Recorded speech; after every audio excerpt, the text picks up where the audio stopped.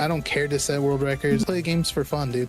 I'm a psycho. I play hundreds and hundreds of hours of these games. We talk about a lot of weird things on this podcast. Yeah. Hey, what's going on, guys? What's going on? How is everybody doing today?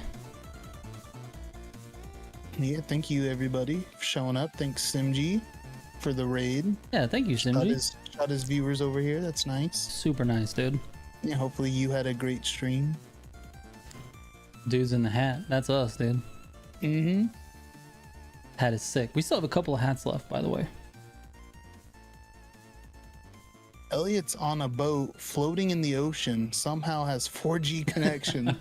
Let's go, dude. Let's go. Thanks for tuning in, Elliot. Appreciate it, dude. On a boat in the middle of the ocean, like, yo, I gotta catch this podcast. Well, I'm glad he's here. Thank you. Thank you. Yeah, me too. Thanks, man. Purdue says he's at work. That's cool, though. I'm glad you're tuning in. Don't get in trouble. For being at work, tuning into the best nothing podcast in the whole world. Yeah.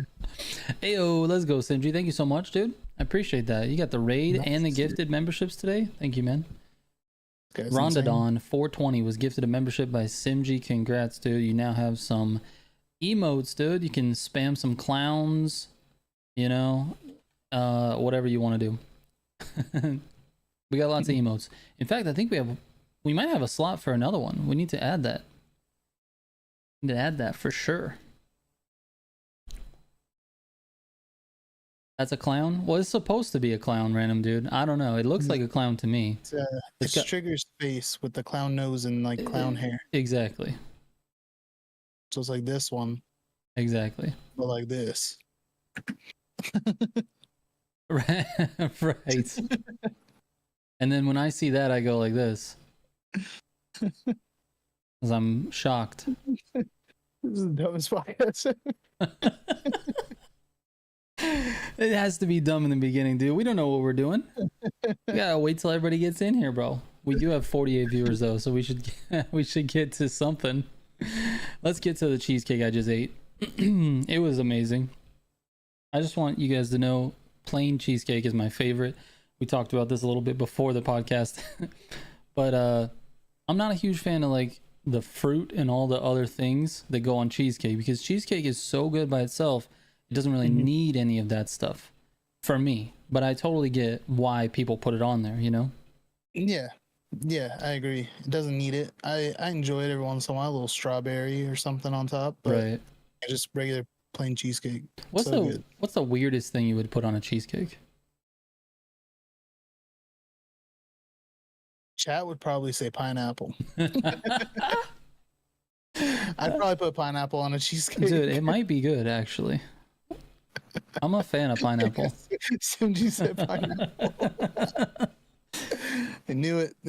Yep, I knew it. Dissing pineapple pizza, I see, Steven. No, actually, we love pineapple pizza. It's my favorite. You know, that's weird. I feel like it's weird that we have the same favorite pizza. Yeah. We came to the conclusion completely separate, though. Like that's my favorite pizza before we even talked about pizza. It's true. So I don't know how that happened. Because it's just good. You got good taste. All right. Yeah, you're right. It's fire. The P in Steven is actually for pineapple. Then if that's the case, what's the H for? Then it's just a Steven. Don't want to know. Okay. Oh. Whoa. Zodiac says on one stream, we've got to get proof of seeing you guys actually eat pineapple pizza. Oh, dude, we're definitely having a pizza party. When we hit the 200,000 subs, we're gonna do it. We're gonna have a pizza party for sure. We're getting close. So you guys are gonna have to get some pizza too. We'll all be chilling eating pizza. Joshua Oliver, thank you so much, dude. Welcome to the Militia. I really, really appreciate the support, dude. Like honestly, it means so much to me. Like I say it every time it happens, but it's like it really means a lot. It really does. Joshua Oliver did it. Congratulations. He did it. Do a room setup. He had a rough start to the stream. He had a rough start to the stream, but he came through. He did. He said, even though I be trolling on here, I really love the content. Well, it means a lot to me, man. Yeah. The trolling doesn't mean shit, but the support absolutely means. Oh my god. He's thinking that if he donates, he's not going to get timed out. I also did the timeout just because it was easier to delete all the messages at once. Yeah, it was good. But let's chill with the trolling though, because that's not cool. Anyways, let's hit some of these questions while we don't know what we're doing starting the podcast. Some random dude says, do you think a trading system of some sorts can work in Motorfest, giving more people the opportunity to potentially get a summit car they missed out on? I think it'd be a good idea. The implementation of that is going to be really difficult because I don't know, man. Games like CS:GO have, you know, marketplaces, and it just starts to, I don't know, just starts to get crazy. But if it was just like straight up trading, I don't know. I'm trying to think of how that would work in Motorfest, because you can't earn the same thing twice. So it's not like you can get a car. Let's say it's an exclusive summit car. You get an exclusive summit car. If you give it away, you don't have it anymore. You can't earn it again for another however many years. And like, what do you want in return? If you actually were there to play that summit, what are you trying to get in return? Because I don't need anything in the game, right? And if I'm going after a specific summit car, I'm trying to complete the collection, right? So I'm not trying to give away another car in order to get that car. I don't know. I really don't know. Some random dude says, I'm dying to get the Lucky Dragon R34. I have all of them but that one. And Bones also needs the Lucky Dragon. I don't think I have it. I think Simji has it. I don't have it. Can you send me a link again to the questions? Oh yeah. Okay, I was trying to see if I can get it. It's the same chat link. If you pop, oh wait, you need the actual. Hold on, let me send you this. Yeah, because I can't get it from the dashboard. I think last time you sent me like a link to it or something. Yeah, you need to be like at the streaming dashboard, the studio. Yeah, that's what I was on right now, but I couldn't. Oh, then yeah, it's just the chat that you pop out from that studio thing, and then you change the top where it says live chat. You just change it to questions, and you can just copy that link and just make a new window. So, but anyway, I don't know, man. I don't know how it would work, because I'm trying to think of like what you could trade, like what you wouldn't want to have, but in order to get something else. It just seems, for a game like Motorfest, it seems like a tough thing. It seems like it'd be hard. I don't know. I would much prefer what I put in that video like last week or the week before. I would like to have a store that we can use the spare parts for. I'd like a way to spend those spare parts, you know? Yeah. And I would prefer it to be a parts store where you could actually purchase specific legendary parts, you know? That way, you know, all the grinding you did in order to get those spare parts, if you didn't get one legendary part for your set, you know what I'm saying? You could just use the parts that you grinded with, or that you grinded to get. You can use those to pay for your legendary part and not have to worry about RNG anymore. I think that would be a really nice quality of life update. But we'll see, man. We'll see what they do. They need to do something, though. They need to do something to go. This is the question of the stream, and it's something I want to partner with you guys on. Is how do we make Motorfest fun again? Like, it doesn't feel fun anymore. It feels almost like a chore every week.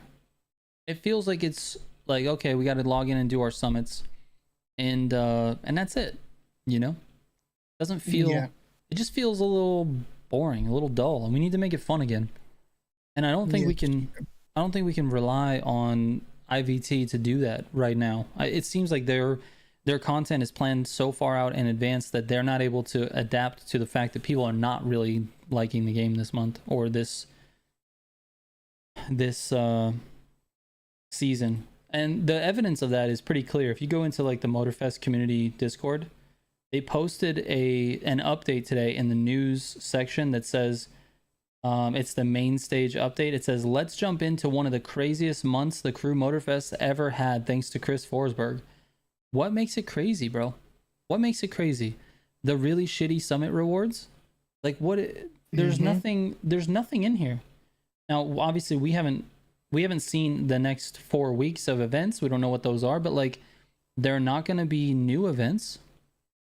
They are events that are already existing in the game, and they'll be themed in a Chris Forsberg way. But what makes this crazy? Like, this is so out of touch. This comment here, let's jump into one of the craziest months the crew Motorfest has ever had, thanks to Chris Forsberg. I just don't understand what makes it crazy. It just seems so out of touch. It's like they wrote this before, like way before this season came out. Does that make sense? And it's fine. I get it. They have to plan ahead of time, and that makes sense. But it just feels very like there's no thinking on your feet. There's no like there's no adapting to what the current situation is. And it's weird because I feel like they did in season 2. Or was it season 2 or the beginning of season 3? Whenever they launched direct mode, that was the beginning of season 3. Yeah. They threw that in. They adapted because that's what the community was upset about, right?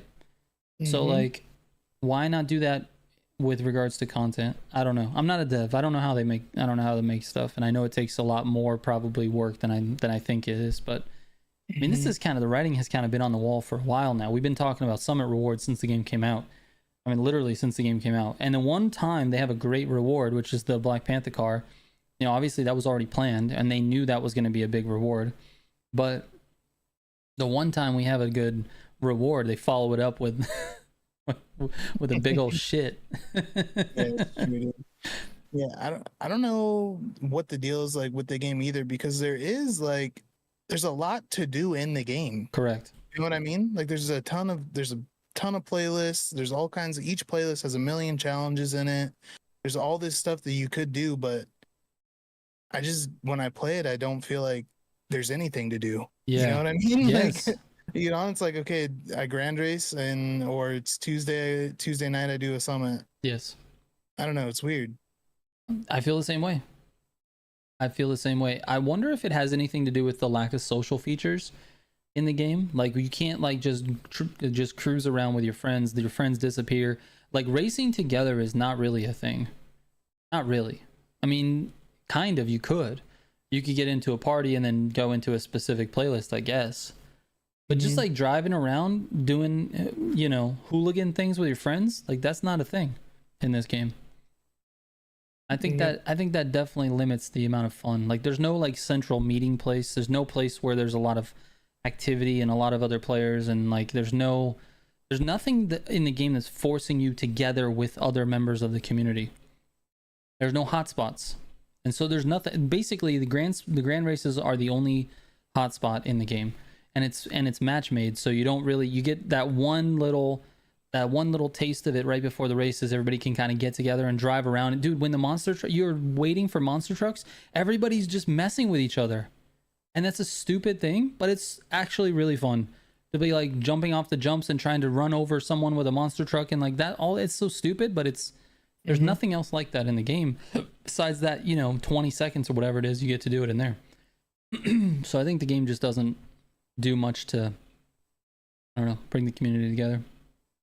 Yeah, I agree. But I think that's where we could step in, like as a community, you know, as a YouTube channel, as a community, we could step in and try to create things that are fun to do in the game, you know, much like I did in Heat. I mean, I did weekly racing in Heat, and I think we need to bring that into Motorfest.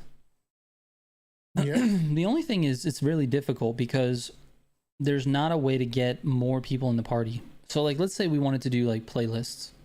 It's basically impossible because we can only get 4 people in the party, you know?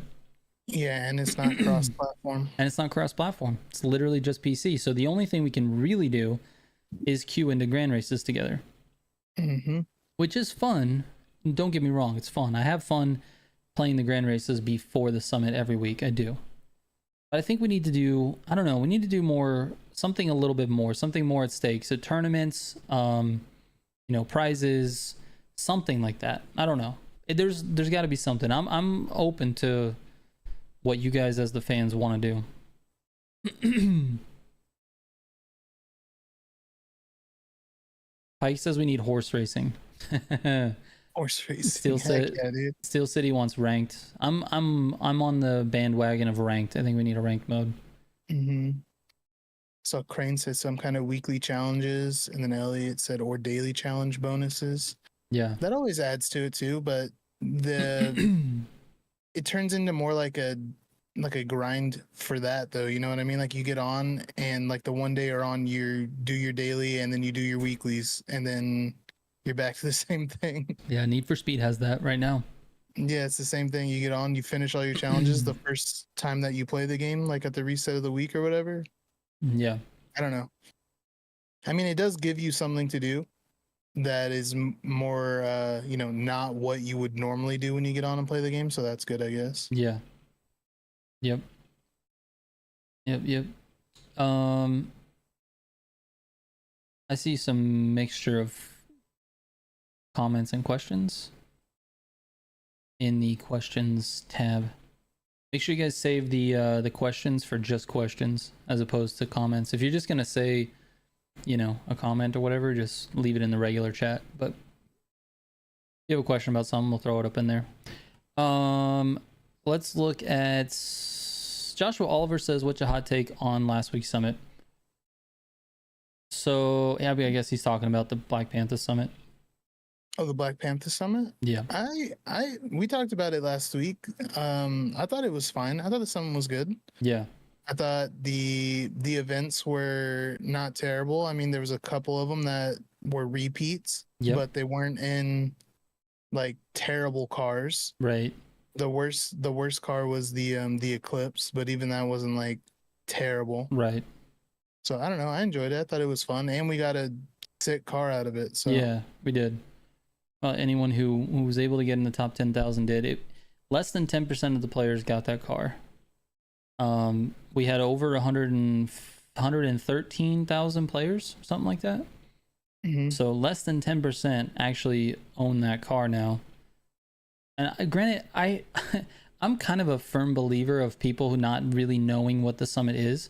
I think there's probably 30,000 people, maybe more, 40,000, 50,000 people that played the summit but didn't even realize that they were playing the summit. Like they just played at an event, 1 or 2 events, and were like, nah, that's fine, and just left and didn't finish it because they're not really sure what it is. I'm convinced that that's the case, because you look at some of the scores on the very bottom and you're like, wow, you got 100,000 points. Like that's not even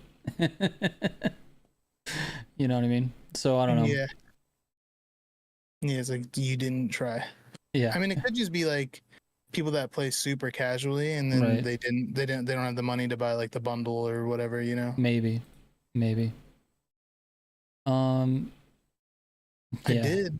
I was gonna say I saw Black Panther posted a video earlier and I skimmed through it, and I wanted to get your take on this because I don't know how you would feel about it. He was basically asking, like suggesting how people would feel if they added his car to the main stage legacy.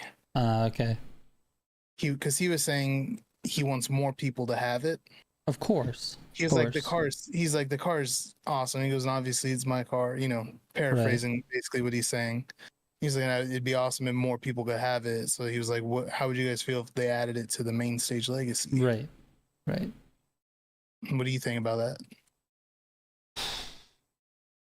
Man, it's tough. It's really tough because I see both sides of it, dude. I really do. I see, as a content creator, I see his side of it, and I know he's pulling for his audience, right? He's really pulling for his audience, and his audience is, there's a lot of the same. We share a pool of audience members, I'm sure.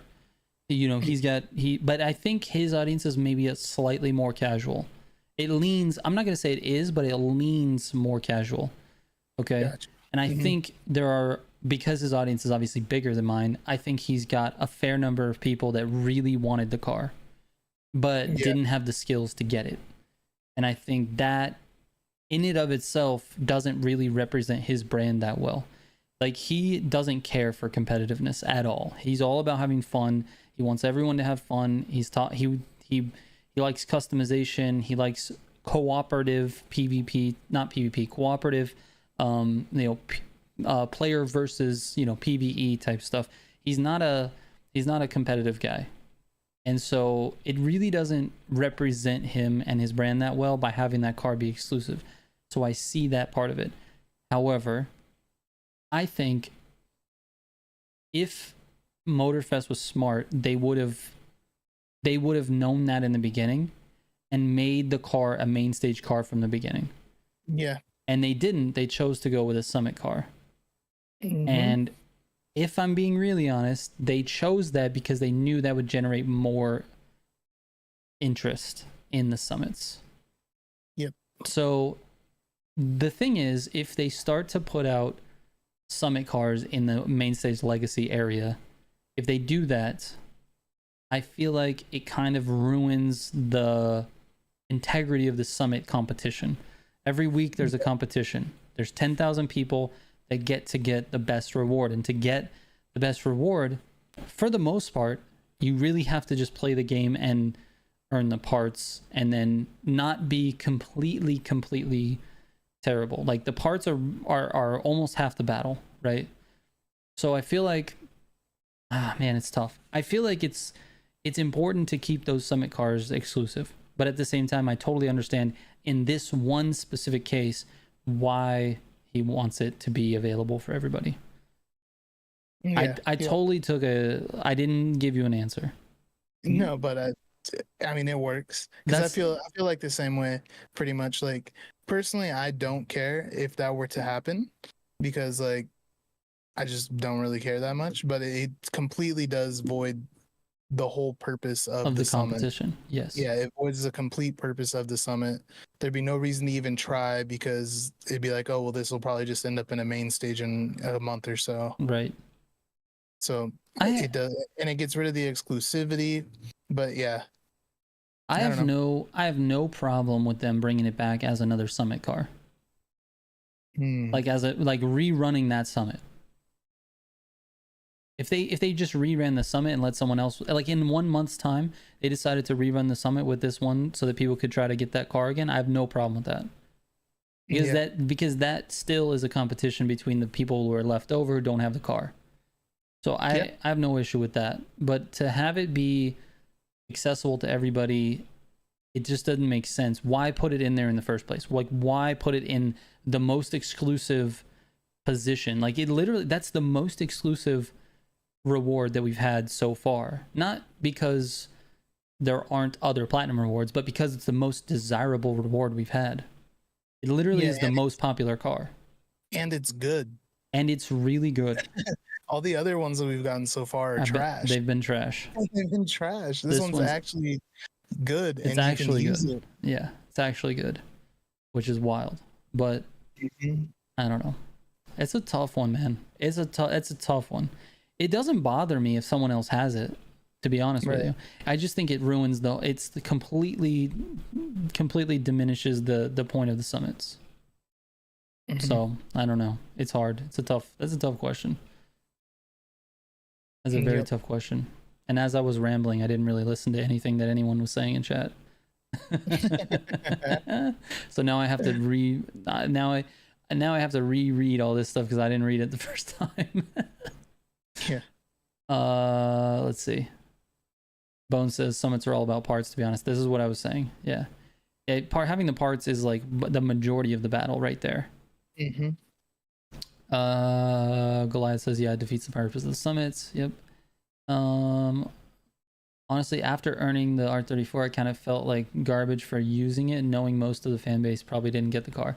Oh, but you shouldn't, some random dude. I understand that, but you shouldn't, dude. Like, you earned it fair and square. Everybody had the opportunity to get it.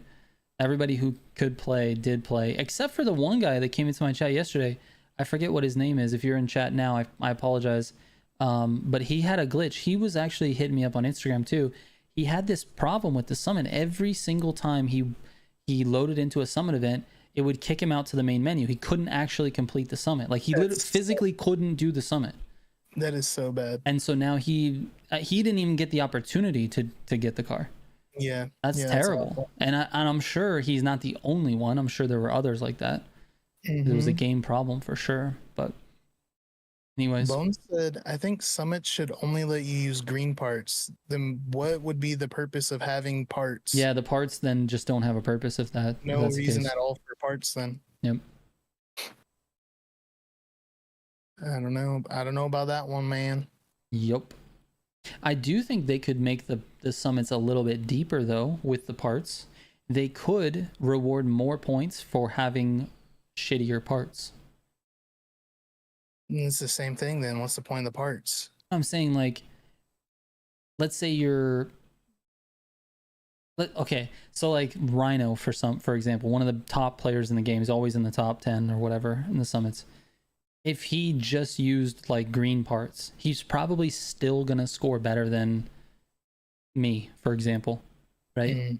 But I'm using legendaries. I feel like that's a greater achievement, so he should get more points for doing that.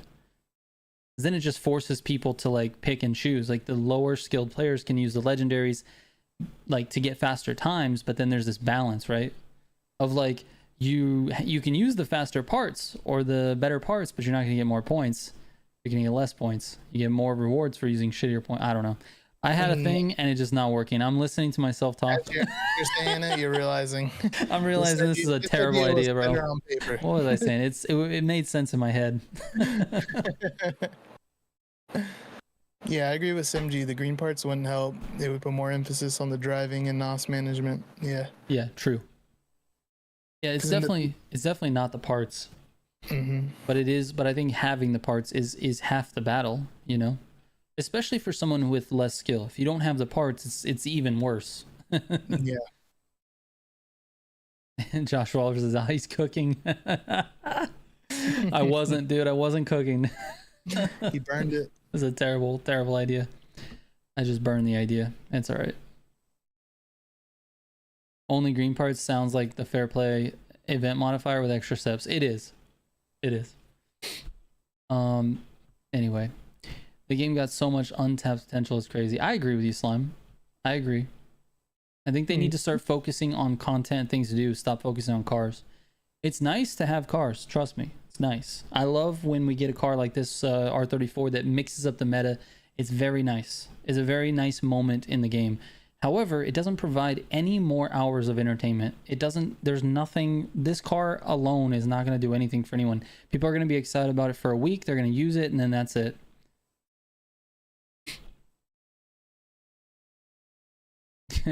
Joshua Oliver says, I understand. You just got to think a little bit more. Nah, dude, I trash canned it, dude. That idea just got thrown away. We're done with that one. We got questions stacking up. Cheesecake or PIR? What's PIR? Pyre?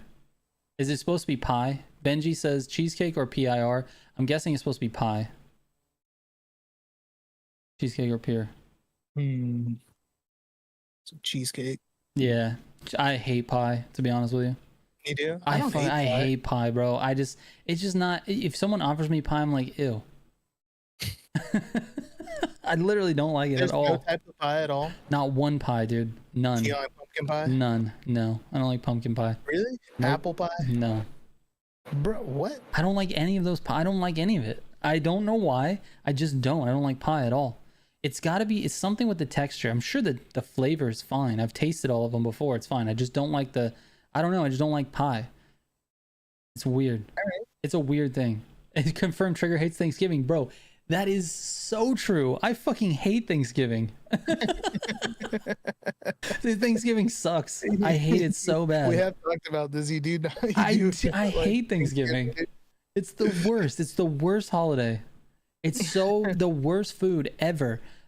I've tried Thanksgiving food from so many. I'm 36. I've tried it from everyone in my family, everyone in Stacy's family, everyone in every like other outside people, my grandparents. It doesn't matter. No one makes good Thanksgiving food. It's impossible, dude. The stuffing is dry. The turkey is sometimes dry. Sometimes it's not dry, but it still doesn't taste great. It's not good. Thanksgiving food sucks. I'm putting my foot down on this. I'm sorry you feel that way. It's terrible. The only thing that's good in Thanksgiving food is green bean casserole. That's it. I'll get down on some green bean casserole. That's it. Yeah, you don't even like sweet potatoes or nope. mashed potatoes. I mean, I'll eat mashed potatoes. They're fine. Mashed potatoes are fine. It's fine to have mashed potatoes with, like, you know, you make like a steak, or you barbecue some chicken and you have some mashed potatoes. It's fine. But to have all of the bland foods all in on the same day, it's too much. It's too much. Okay. I'm sorry that you've experienced terrible Thanksgivings all your life, dude. I need to come to your house for Thanksgiving, and I'll be like, I'm gonna. You want to go to my grandma's? I will just lie straight to your grandma's face, and then we can talk about it later on the podcast. It doesn't have to be Thanksgiving either. You can come over any holiday. We go like Easter, it's Thanksgiving, the same food. Yeah, Christmas. We eat the same thing every time. It's ham. It's ham, turkey. Stuffing, like mashed potatoes, corn, sweet potatoes. We get like they're Oklahoman. They're from Oklahoma and stuff. So, you know, we get like some fried okra. Okay. Oh, you ever had fried okra? I have not had fried okra. Oh my god, it's so damn good. Is it better than fried alligator? I've never had alligator. Oh. But maybe, I don't know. It's a vegetable. Oh my god. Elliot Ogle says, just have pineapple pizza for Thanksgiving already. Okay, so I have to go out on a tangent for that.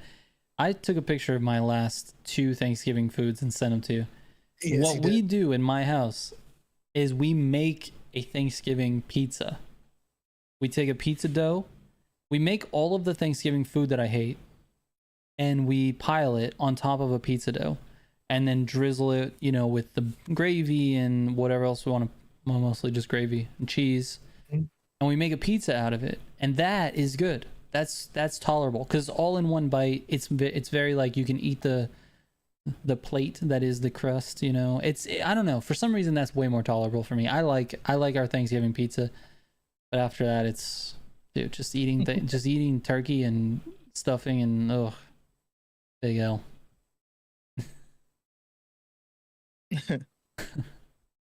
Anyways. To be fair, I'm not a big fan of any real holiday food. Like, Christmas is supposed to be like ham, right? Everybody, like, my grandma always cooked the ham on Christmas. Ham is okay. Some ham is very good, but man, I don't know. I am a fan of turkey on sandwiches though. Get some salt and pepper, some mayo. I'm good with that. I'll eat that the next day. But yes, damn. Yeah, turkey sandwich is fire, dude. Yeah, turkey sandwiches are good. I'm good with that. Joshua says he's about to terminate pork from his diet. It's not a bad idea. Not a bad idea, dude. Yeah, go for it. I don't eat much pork anyways. I'm kind of weird with, like, food and, like, textures. And pork has, like, a weird texture to me and kind of grosses me out when I eat it. It does? Yeah. Not all the time, but sometimes I'm like, this is disgusting. I'm the same way with, like, fish. I can't eat fish. Really? Like, no fish at all? No, there's something about fish, dude. Like, I can't swallow it. Like,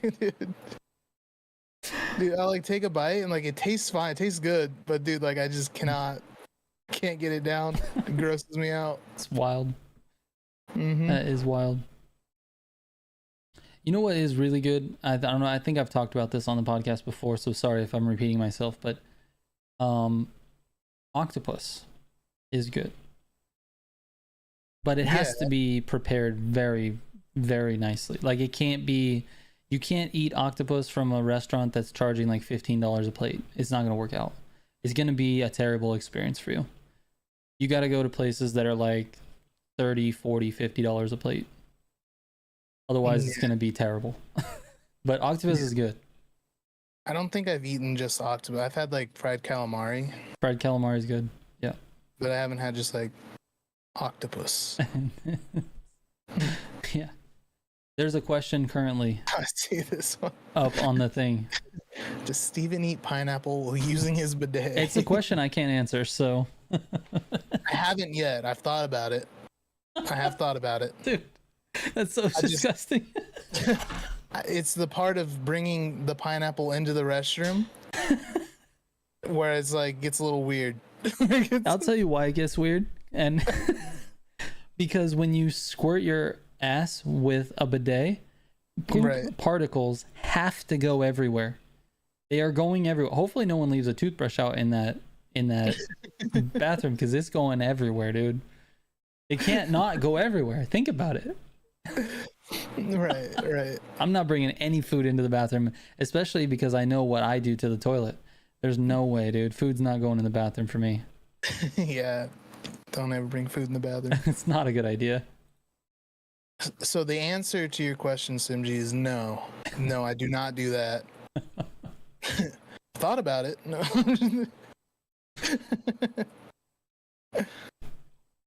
Do you think if you never win, you'll get worse? I don't even know what this question makes me laugh, because I don't know what it means. If you never win, you'll get worse? Yeah. No? Do you think if you never win, you'll get worse? No, I think the only way you get worse is if you stop playing. Yeah. The more you play, the better you're going to get. Dude, some random dude said he's eating while listening to this podcast. Are you on your bidet? Yeah.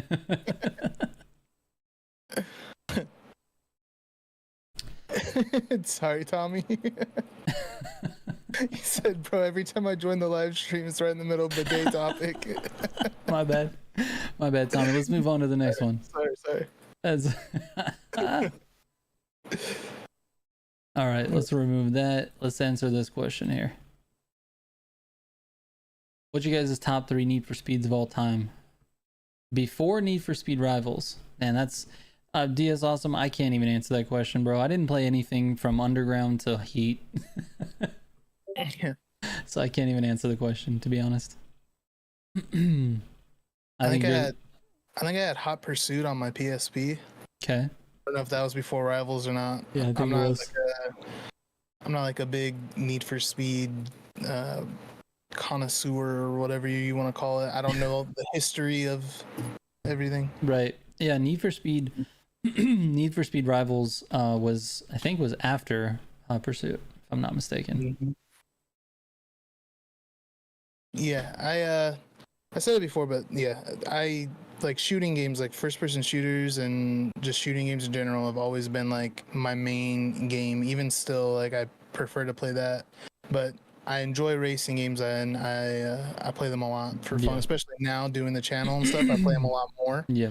But shooting games have always been like my go-to though. Yeah. Yeah, definitely. I don't know too much about racing games really. Right. For me, the only thing I know before Rivals was Underground 2, so that's the one. Mm-hmm.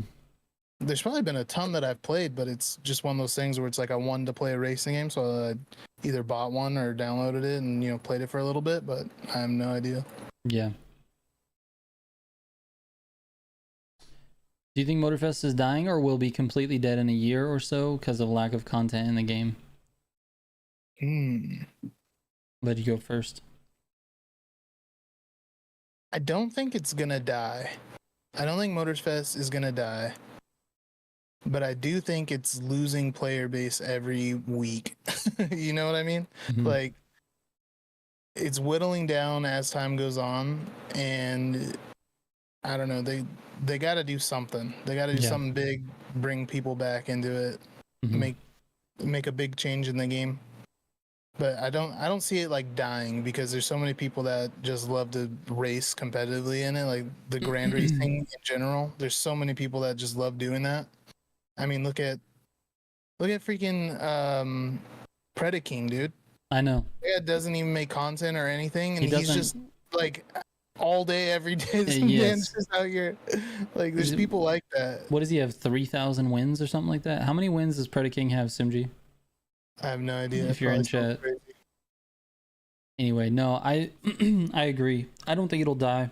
I think there's always going to be a core group of players that are going to continue to play every single week. They're going to earn every single cosmetic or every single summit reward. They're going to compete every week in the summits. They're going to have every card. They're going to complete the game. They're going to do all the challenges, everything. Like, there's going to be a core group of people that do that. And the reason is because we have evidence of that already with the Crew 2. Like, we had the Crew 2, everyone thought was dead, right? But it wasn't. There was a group of people that were playing it every single week like clockwork.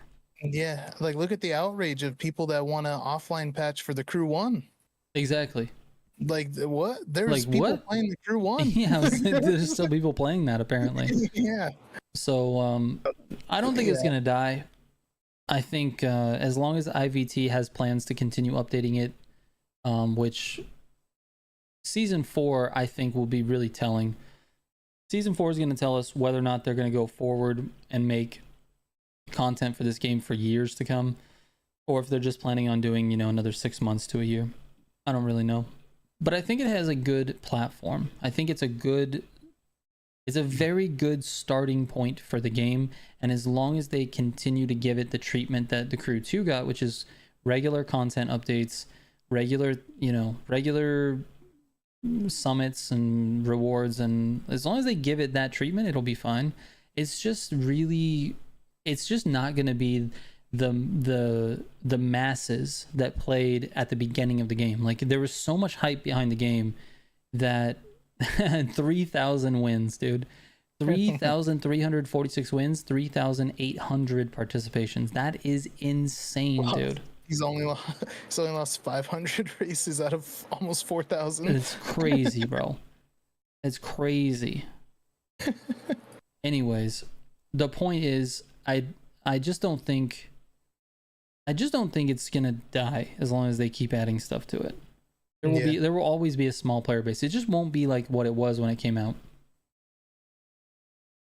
Vero Jones says that's a lie. It's not. It's not. Predaking is the king of Grand Racing, dude. He is the Grand Race king. Yeah, he's the best in the game when it comes to Grand Racing. Yeah, he's the king of consistency, literally, dude. Yeah. Bad thing is the map is so small compared to TC2. Agreed. That is a very big challenge for the dev team.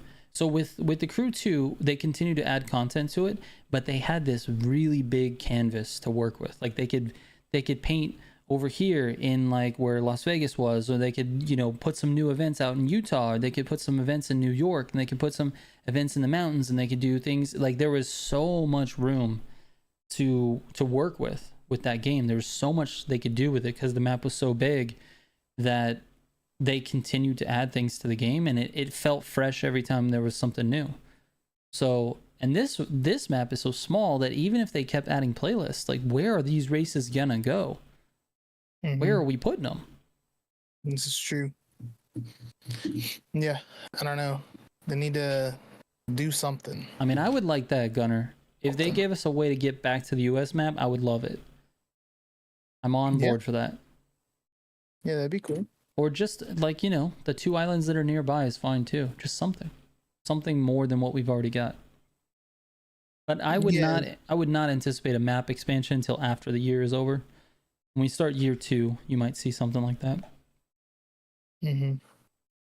No, it's definitely not gonna hurt to have more map. You know? Yeah. But anyway, it is boring though. It's not dying, but it's boring. Yeah, it's in a very dull state right now, where it's just you're on repeat when you load the game up. Yeah.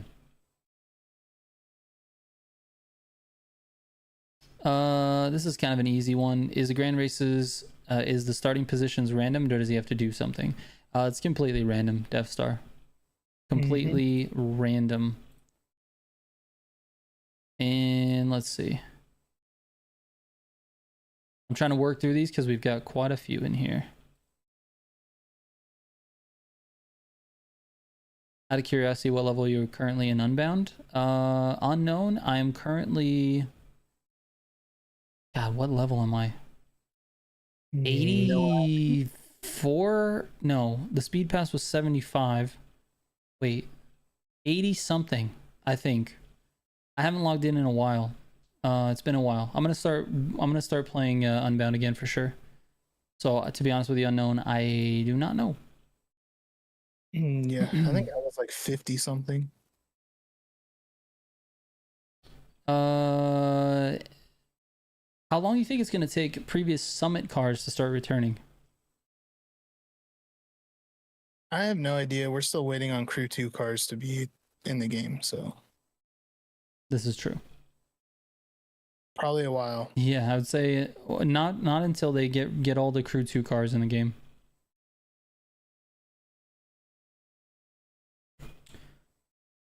Unbound just not it for Joshua, says to Arcade Form.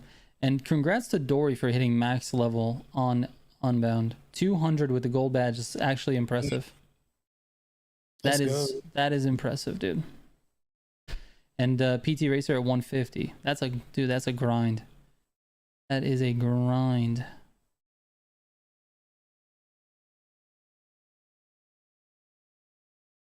Yeah, it's a crazy grind. Swift Flow says I just want clutch on console. I don't know why clutch is not just as like it's a controller layout. Like, why not have it? It's a controller layout in literally every other racing game that has clutch as an option. So just make it for gamepad, dude. Yeah, just add it on there. It surely can't be hard. You already have it for like, wheel and keyboard, so it's a thing. Yep. PT Racer, I did see that Volume 7 got pushed back to May 21st. It's no problem. Shouldn't be a problem, hopefully. It seems like they maybe bit off a little bit more than they could chew for this volume, and they're trying to stack it all in there. I'm fine with it. If they want to wait an extra week, that's okay. I just want the Dragon Drift update to be awesome. Yeah. People get mad when games like push back like a release or like an update like this, but it's like obviously something wasn't ready. Right. Like you want them to drop it and have it not work correctly. I don't know. Right. I feel like it's better for them to hold off and make sure it's working right. Right. Exactly. So you don't get something that's broken. Yep. 100%, dude. I need to open another drink. Oh my goodness. I know.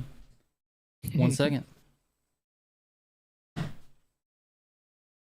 The clutch thing was already in the Crew 1. Yeah, I feel like that was the same deal with like wheel mode or whatever, right? That was also in the Crew 1. Then they got rid of it. Yep. It is a trend. Pulls out Bud Light.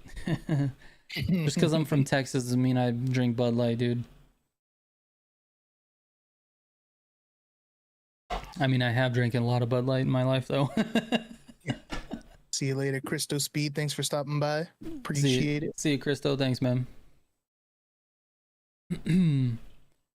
Let's see. What do you want to bring from the Crew 2 into Motorfest? I mean, besides the cars. The question from Purdue 608. I think they can do something like the MAD events that they did over there. Yeah. Those were sick. They were fun. The MAD events were cool. Like the huge, or just in general, like the events that they have over there in general with like the way it changes the environments and stuff like that. Like we need more of that. Let's get some of that stuff in here. Yes. They added like a little bit of that in this last Hollywood playlist, that last event where like you're flying the plane and the mountains falling down and like that type of stuff. Dude, that we need more of that because that actually was entertaining. Creative. Yeah, like the Crew 2, there's so much like creative stuff in the Crew 2 that's fun and looks awesome, and then this game's just so kind of bland with everything. It feels like it's just like now we're racing on this part of the island, and now we're racing on this part of the island, and now. Whereas the Crew 2, you have an event where you're going and there's a tornado and a windstorm and I don't know. There's like all kinds of stuff. By the way, what's the difference between a tornado and a windstorm? I'm just trying to figure it out. One spins. You can see one spin, the other one's just blowing hard. Okay, dude. All right. All right. All right. I need a ban Sanji before he's out. Anyway, yeah, I think you're right. We need more creativity in the game. It feels a little bit bland. Fun fact, city of Houston is as large an area as the island of Oahu. Oh, that's all right. You're right, PTO said that fact was fun. That's pretty fun. You know that. I honestly did not know that, but that makes sense as to why there's not a lot to do. Mm-hmm. See you later, Death Star. Thanks for stopping by. Yeah, Death Star, take it easy, man. Thanks for hanging out. Thank you, sir. All right, let's move on. What's my favorite car in the game? F40. Easy question. What about for you? Probably the new Integra. Dude, that thing is so bad, dude. Yeah, but it's my favorite. Okay. All right. Fair enough. Fair enough. There you go. The Integra or the NSX? Integra or the NSX. Okay, I'll accept the NSX as a better answer from you, just because it is actually competitive. Also, the NSX is so much cooler than the Integra. In real life. It is, yes. It's so much cooler. This is true. All right, what do we got this? How do I get Nitrochem faster in TCM? And Thunder, if I knew the answer to that, I would be the most popular tutorial channel on the internet. Make sure you got affix parts and your freaking, what is it, legend points. Yes. For Lucky and Goldfinger. Yes. There are things that you can do, Thunder, but it's not something that's like, there's no like real trick to it. It's just making sure you have the parts. I put together a very good guide. The best guide, in fact, according to the title of the guide. It's actually the best guide on getting legendary parts. It's a good guide. It's the best guide. It's the best guide, actually. No other guides can even come close to this guide. No, I'm just kidding. It's it says on the thumbnail, it says 4x legendary parts under. If you want to look at that, it's just like probably a couple weeks ago.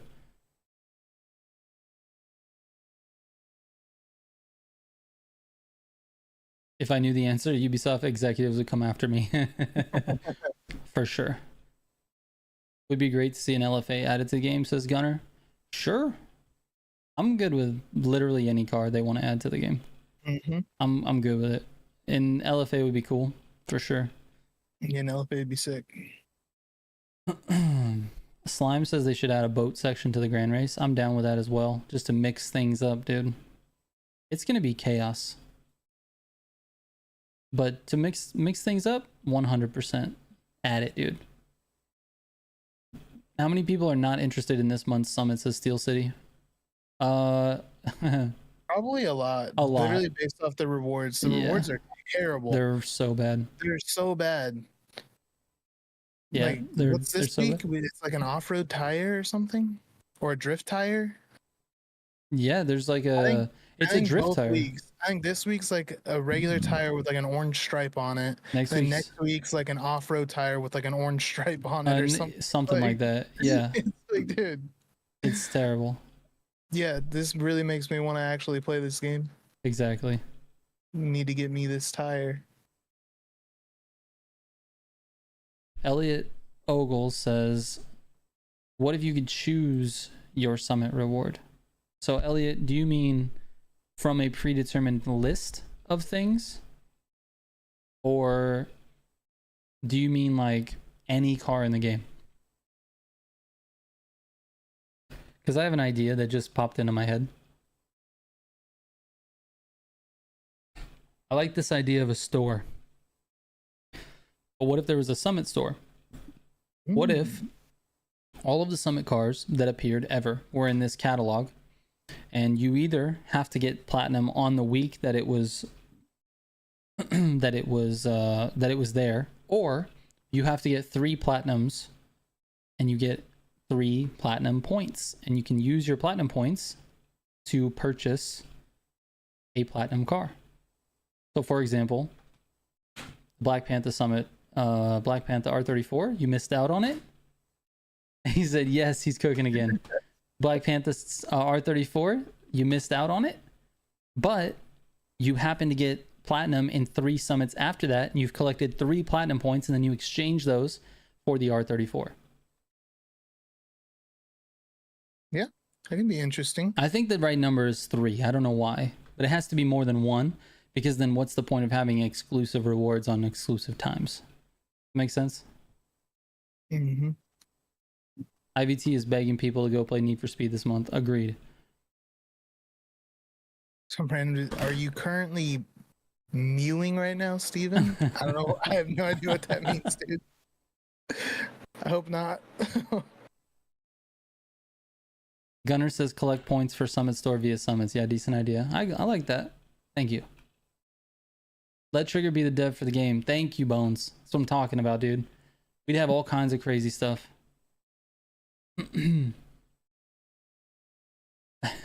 Going mew like a cat. Is that what that means? I don't know. I have no idea. Wish we had a Land Cruiser or a Nissan Patrol in Rally Raid. That'd be fun. Yeah, I mean, like I said, dude, the cars, adding cars is cool, but I just want more PvP options, dude. I want more PvP options. So, I don't know. Damn. I did cook a little bit with that one. I'll be honest, bro. That was a good idea. That's a good idea, man. It was a good idea. Summit Store. You like stores, man. You want like a I want a part store, a Summit store. Dude, I like choice. I want the player to have the choice to do things and get and progress the way they want. You know what I mean? Yeah. So anyway, kind of off topic, says a Lotto, but what would your Trigger Edition car be like if you had one, as in model, customization, and the like? Well, I think we went over this like two streams ago, but my favorite car is the F40, so I would prefer it to be an F40. The problem is Ferrari are a bunch of shitheads, and they don't allow any customization of their cars. So I can't really customize it that well. So if I had a backup, it would probably be like a Mark 7 GTI. That's what I think. And then I could really customize it like crazy. And to customize it, I would do this. I would want the trunk to open. And Joshua says boring, as in a bore. I would want the trunk to open and then to be like 2 screens pop out with little like PCs right there, where you could just like open it up and like, you know, pretend like you're playing racing someone in the back. I feel like that'd be really cool. There'd be like a way to make it open. Yeah, you just like click the button and it opens, and then like 2 monitors, you know, come out like this, and then there's like little PCs in the back, and it's all like neoned out. No, just like when you park up, you know, the same scenario where like in other games you can like put the top down and like take the convertible, like that type of thing. Like just open up the back, and then like 2 monitors come out, and you can just describing 2000's Pimp My Ride. Yes, exactly. How did you guys know? I want it exactly like that. Yeah, Pimp My Ride was crazy. Yeah, dude, that's what it's good. I like it. Anyway. I saw a thing with Exhibit where he was like talking about Pimp My Ride, and he was like, bro, those people be pissed at me like I screwed their car up. He's like, MTV just paid me to talk. That's so funny, dude. That's hilarious that people would be mad about that. Yeah, he goes, people get pissed off at me like when they get their car done, they don't like it. Like, dude, you fucked up my car. Like, I didn't do anything. That's so funny. Oh, it has me dying.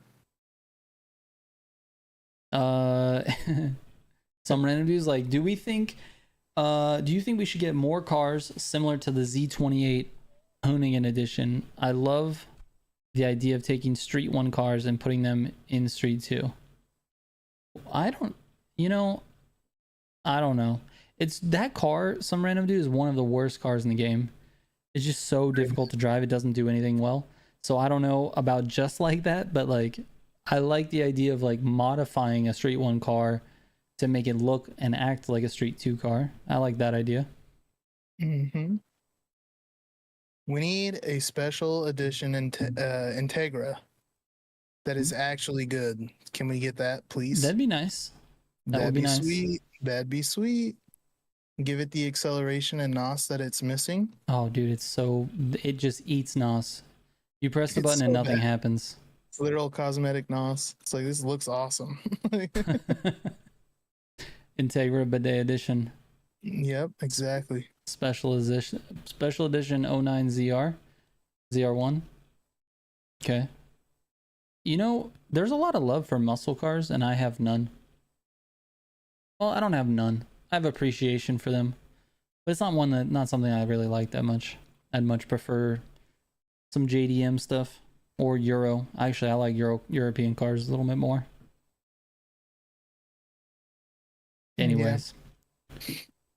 I'm all in the JDM cars, dude. I like JDMs better. I mean, Euro cars are sick too, dude. Yeah. I love me some Euros. Yeah. I kind of just like cars in general. I like American cars too. Cars are sick too, dude. Yeah.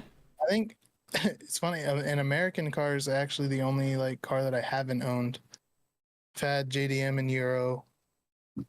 Not American. Yeah. Do you think PS5 Pro is worth getting when it drops? To be honest with you, Emil Filmer, I don't know. I honestly don't know. I don't use a PlayStation for anything. I'm on PC. Steven here is on PC. So, yeah, I honestly can't tell you, to be honest. I haven't done anything with PlayStation since PlayStation 2.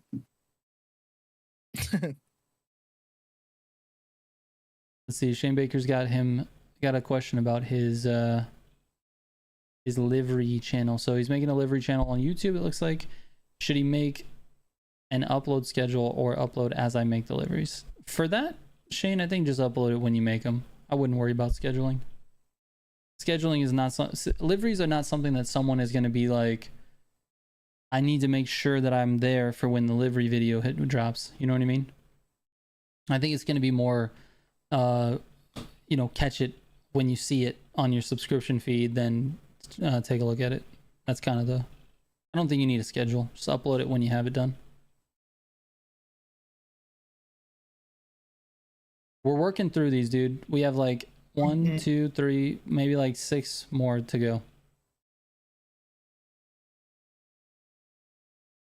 Joshua says, if you can have a concept, what would you pick? And I'm guessing he's talking about concept car.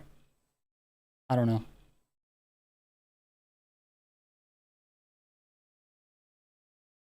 You know what would be a cool car to get in the game, dude? Would be like a Volkswagen Scirocco.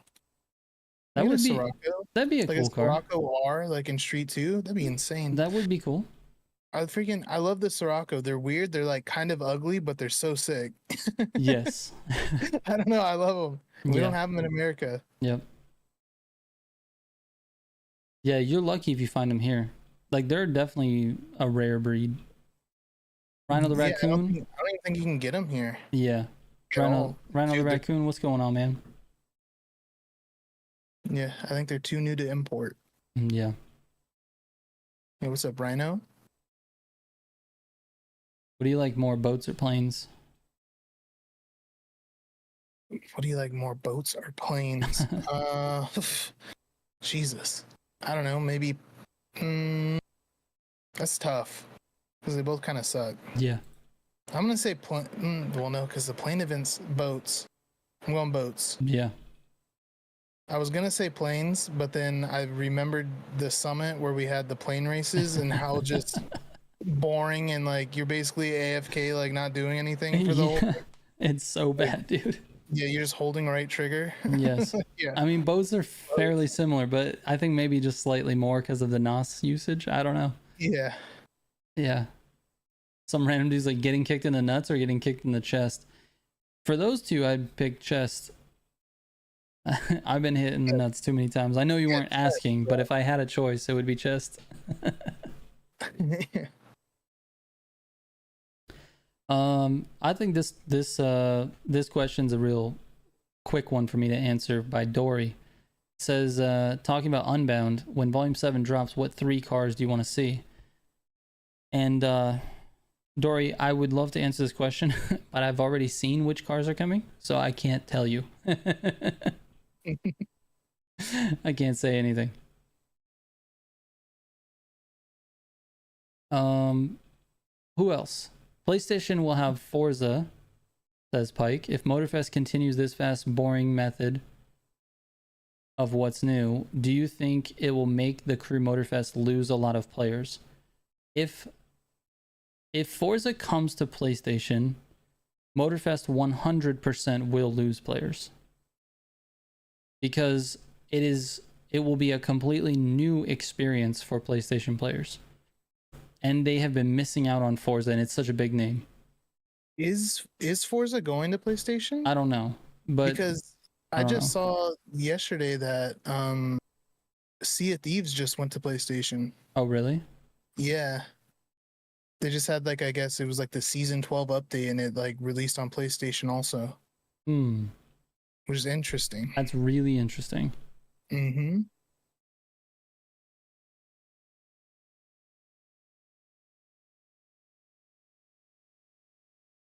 Ike says yes, the 4 franchises they will add. Ronadon says if Forza comes to PlayStation, I'm gone. Black Panther made a video about it speculating. See if these didn't have many players before. That's true. Forza Horizon on PlayStation will be huge. It's surely coming at some point, says Shaq. What I think they should add in Motorfest is a lot new routes for grand races. How Call of Duty rotates maps, rotate old road routes and new ones, not the same ones. Yeah, agreed. 100%. Isn't Forza one of the biggest reasons people get Game Pass? Why would Microsoft be willing to share one of their most popular exclusives? Because money. You don't get more money by holding something exclusive. You get more money by selling it. The more people you can do it, think about it. Xbox only has a certain number of players, man. You open the door to double your potential customer base. It doesn't make sense to hold it exclusive at all. Selling hardware is not something that these companies are really in the market for. They're not trying to sell PlayStation consoles. They're not trying to sell Xbox consoles. Consoles are a loss for these companies. You guys don't understand. They are losing money selling consoles. It costs them way more to make an Xbox than $400. It's just more. When you think about R&D, you think about manufacturing, shipping, all of the components involved in it. It's more than $400 to make an Xbox. What they're doing is they're using it as a loss leader. That's where you take a product that you know you're going to take a loss on, but it brings people into your ecosystem, and then you sell them other things like games. They're not making money on consoles at all, dude. PlayStation, Xbox don't make money on consoles. They make money on the games. So if Microsoft can own the game and sell it to all the PlayStation people too, without actually having to sell any of those people to consoles, that's just all profit right there. Especially because games are digital. They don't have to make anything physical. There's literally no cost. They have to sign a legal agreement. Then all of a sudden their game is being sold on the other platform. That's how it works. Yeah, pretty sick. So I don't know. See if it's top 10 in PlayStation Store in the US. I believe it. I believe it. See, this is a fantastic game, and yeah, if you only had PlayStation forever and you've seen, there was that time when it was huge, on streams and stuff like that. Sea of Thieves was, and you had PlayStation, you missed out on it. So yeah. Yep. So to wrap it back around to Forza. If and when Forza hits PlayStation, Motorfest will 100% take a player hit. 100%. Yeah. So it's definitely a problem that Motorfest needs to think about. But it really doesn't matter, because everybody, from what I can see, is just biding their time until GTA releases, and then when GTA releases, everybody's taking a hit because the whole world's going to be playing GTA.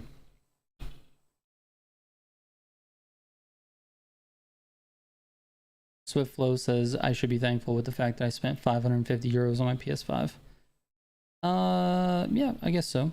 I mean, to be honest with you, Swift, if you're gonna spend 550, you might have been able to just save up like an extra couple $100 and get a decent PC, like an okay PC. That might have been a better one. Yeah, the only thing with the PC though is you also have to buy the peripherals. Right, monitor. Yeah, you need like the monitor. I think like most, actually, it depends. Sometimes you can get a PC that comes with like a standard little keyboard and mouse. Yeah. But yeah, I don't know. Yep. If you want to get like better quality stuff, then it kind of adds up a little bit. It does add up. It's expensive. But it's nice that it's only one expense though. Like you just update. You don't have to actually buy a new console or, you know, there's no online subscription every year. Like it's just.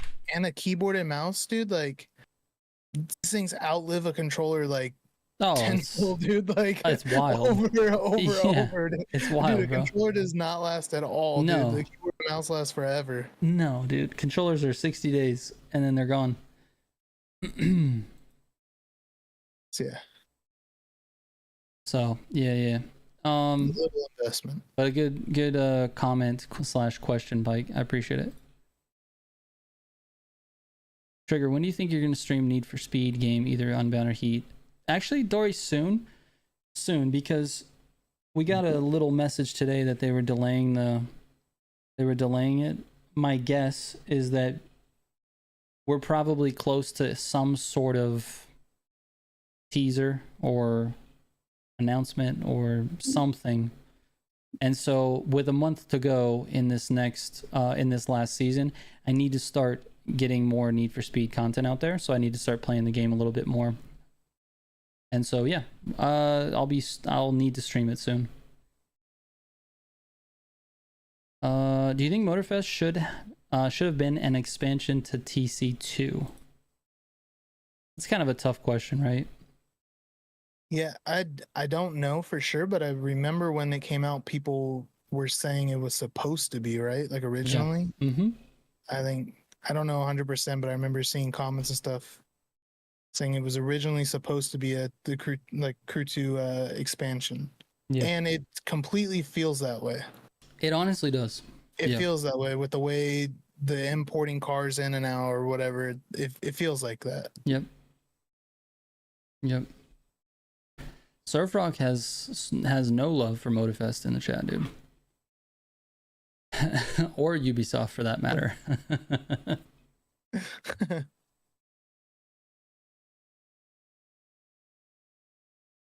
Doria, I've got Heat ready with the McLaren F1. Nice, dude. Nice, bro. In the Crew 2, they always updated cars and changed the meta. They nerfed cars and buffed some. Why not do the same and also wipe leaderboards, and it allows people to try more on playlists? That's true. I'd be down for a leaderboard wipe every 6 months or every 3 months or every season. A leaderboard wipe would be cool because then it would make people go after those leaderboards again.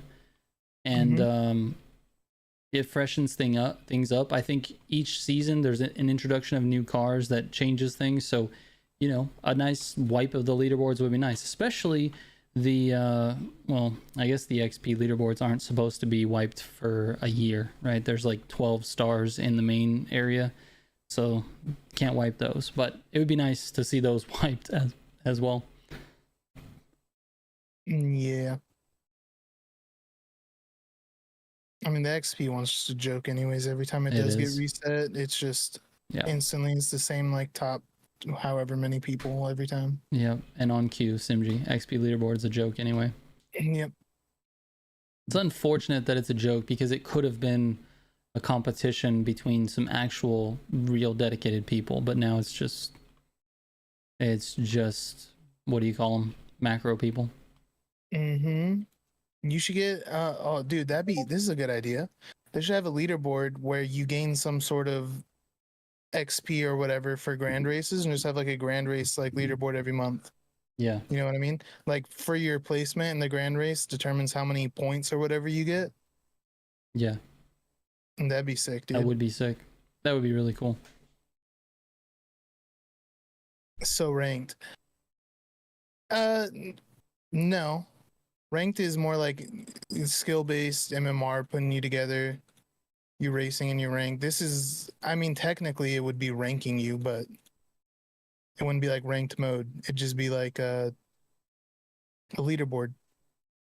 Basically, at the end of the month or the season or whatever the length would be like you compare yourself to other people, see, you know, who's actually playing the game and, you know, doing good or whatever. Yeah, I think that'd be dope. I think so too. I absolutely think so too. That's pretty. Rhino sent me something on DM. It's pretty interesting. I'll send it to you afterwards. Okay. Just a little bit of evidence about the whole expansion of TC2 stuff. Anyway, this next question is kind of interesting to me. What is your favorite decade of cars being manufactured? Like, what's your favorite 70s, 80s, 90s, 2000s, whatever? Favorite decade of cars? Yeah. Like, do you have a favorite? Like, I like the way the cars were designed in this area. Maybe like 90s. Okay. So that's because you're a Honda boy. Yeah.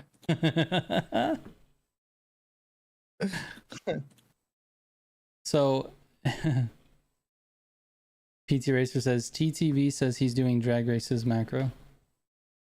I figured it was going to be drag races. It's literally the only thing that you can just hold the trigger on. Can I ask how you found that out? Yeah, PT Racer, you want to share how you found that out? For me, it would be the 80s. It would be the 80s. I really like the boxy sports car. So as you can kind of tell, the F40. I'm a huge fan of the F40. I love the I like the Enzo. I like the Testarossa. And those are like really 80s. Well, the Enzo early 90s? No, the Enzo was in the 80s, I think, too. Anyways, I really like that boxy, even like the Countach, right? Like an 80s Countach is just so nice looking, dude. There's like that boxy, super like harsh square lines. Like I love those types of cars. Look at this. This is how good I am. Picked the 90s because I thought that was the right era. So I just looked up JDM 90s cars. This is the list here. You ready for this? All right, go ahead. Mazda RX-7, Toyota Supra, Subaru Impreza, Honda Integra, Nissan 300ZX, Nissan Pulsar, MX-5, Toyota MR2, NSX, Skyline, Evo, Sylvia, Civic, S2000, Eclipse. It's perfect. Oh, okay. There, dude. I'm messing up on the Enzo. Anyway, the Enzo is not really. The Enzo is just one I could think of another name in that for our lineup, but but yeah. Dude, that lineup is nuts for the 90s, bro. Perfect, bro. That's a pretty nuts one. It's hard to compete with that. It's tough to compete with that. So between I got the 80s covered, you got the 90s. Yeah. It's fine.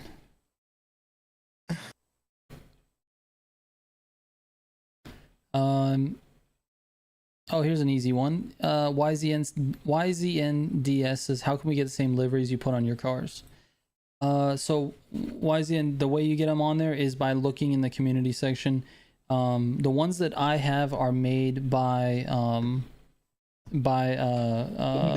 Shane Baker. Sorry, I lost his name for a minute. My brain had a fart. Anyway, by Shane Baker, which is his name in game as well. So if you look up, you can just see the person that made it. It's Shane Baker, and the wraps will be there. Also, you can friend. I was gonna say, you can actually send a friend request to Shane Baker as well on Ubisoft, and then it'll just, all of them will appear in your friends category. Yeah, we'll have to message him and see if he's adding like a specific tag to him. He is because actually. I think, oh, do you know what it is? Because can you filter them by a tag? You can select certain tags. So he adds like 4 tags or something like that. Yeah, and Shane actually has a Discord to show all the raps too as well, so you can see them. But it's he's got them tagged, so you go into and select all of those tags, and then you should be able to see the ones that are there. I honestly have not had to look for them, because when he sends me the picture and says that they're public, then I just go in like the day or the next day and just add them on there. Emil Filmer says BMW or Audi. That's a really tough question for me, because I'm a huge Volkswagen fan, and I love the Audis, but BMW is something else, dude. Yeah, that is tough. That's a really tough question. I think I'm gonna have to go BMW. I like BMW a little better, but their Audis are really nice. Really nice. Like real nice Audis. Yeah. Yeah. Huge fan of both. That's a tough. That's a really tough question, dude. I like both of them a lot. Yeah, that's a tough one to split. Yeah. Sounds like it's a completely split here in the chat. A lot of Audis though too. Steven likes Bofa. Bofa, exactly.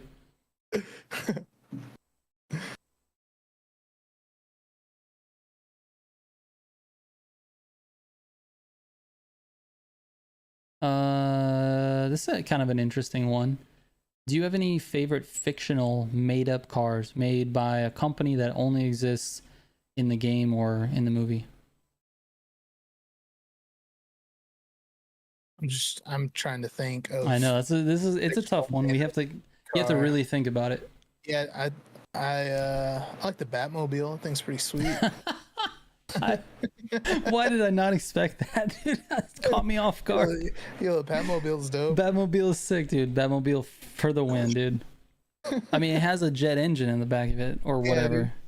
Yeah, and there's even the one that has like the motorcycle that comes out of the middle of it. You know what I'm talking about? Yo, Batmobile's where it's at. I don't even know if there's anything that tops that, dude. Like, what tops the Batmobile? Veloster says 1989 Batmobile. My goodness. What tops a Batmobile, dude? You know what? I like the pod racers from Star Wars Episode 1. Oh, that's a good one too. I like those. Bro, the pod racers go hard. Pod racers go real hard. Yeah, dude. I've told you about it before. It was one of my favorite games I had on PlayStation 2. It was called Star Wars Super Bombastic Racing. It was like it was like a kart racer, but where you're on the pod racers. Pod racing, yeah. It was all the Star Wars characters, but they had big like bobbleheads on them. Sick. Dude, I love a bobblehead. Yeah. I love a bobblehead, bro. Like a big giant head on a little body is so funny to me. Yep. Yeah, pod race is a good one too. That's so funny. Simji said Lightning McQueen. Yeah, it's pretty dope.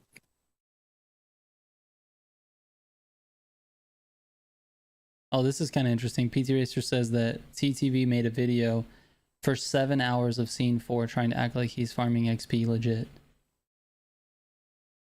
He's trying to say that he is actually farming legit. I've looked up the TTV music maker on Twitch, and I didn't find it. I found like some lady where she was like playing like Overwatch or something. And I was like, that's music maker. I was like, I don't think this is the same person. The bikes from Tron would be cool. Split Second is fire. I have not seen Split Second. Red Butler says Hot Wheels. Yeah. Hot Wheels. Yeah.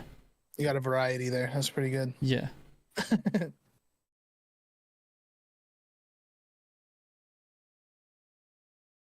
Anyways, that's a good one. You're the Batmobile, I got Pod Racers. I don't know who would win that. Yeah, that was a good question. Thank you. I like that one. Yeah, it's pretty good. Let's see. Uh-oh. How do I translate? There's no option to translate this Don't worry, I got this. This question. So I'll let you do it. I'm gonna move on to Shane Baker's.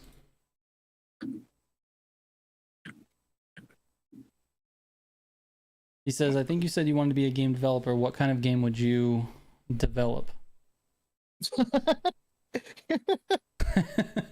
Sorry, I'm laughing at this. I translated it. All right, let's hear it. Let's hear it, and then I'll get to Shane's question. Sorry, I made me laugh because I wasn't expecting it. It's, how much is Ubisoft paying you to advertise this shit? Oh, that's great. It made me laugh because I was not expecting. I wasn't expecting that either. Dude, if they were, I wish. That's all I can say. I wish I was getting paid. Oh my god. Unfortunately, dude. That's not the case.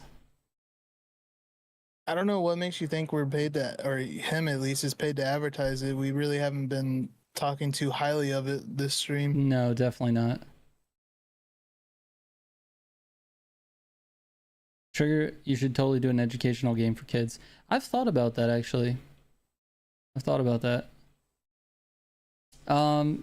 Let's go back to Shane's question, which is, if I was going to be a game dev, what game would I make?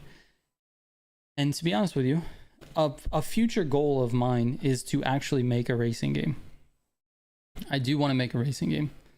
I feel like someone like me, not necessarily me specifically, but someone who has had feedback from a community like this over the course of years and experience in playing different racing games, I feel like is the perfect person to try to make a game.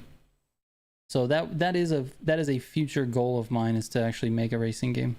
So any of the devs out there, you guys are listening to this, I would love to make a racing game. If you guys want to make me like creative director or something like that, I'd happily get paid, $150,000 to $200,000 a year for that. And I would make a game for you. Yeah. I'll tell you what I want and then you guys make it. Yeah, but also you pay me to tell you what I want. Right. I don't. That's a good idea, actually. That's a good deal. I don't know how much creative directors make, but I assume it's probably somewhere in the 100 to 200,000 a year mark. You think so? Yeah. Yeah, for sure. Right. Maybe more, to be honest with you. Maybe more. Someone sits on Budget Moto. Hold on. Zodiac Blade said, RJC says they need to bring back Road Rash. And this guy says, Zodiac Blade says, or Jet Moto. I'm down for Jet Moto. If they bring back Jet Moto, dude, I'm on it. You're going to see content on Jet Moto. Because I love it.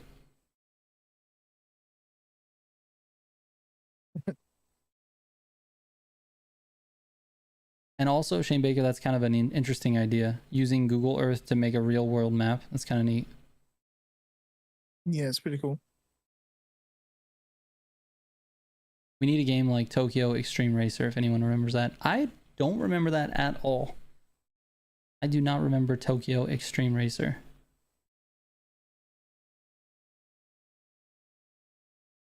The upcoming game heading out is probably the closest thing we'll ever get to a new driver game, unless Ubisoft actually does something with it.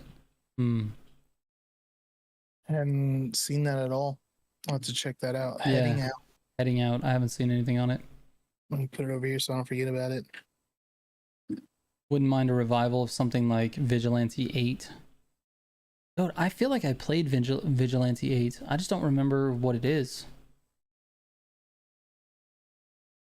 Or just the good old black box era of Need for Speeds.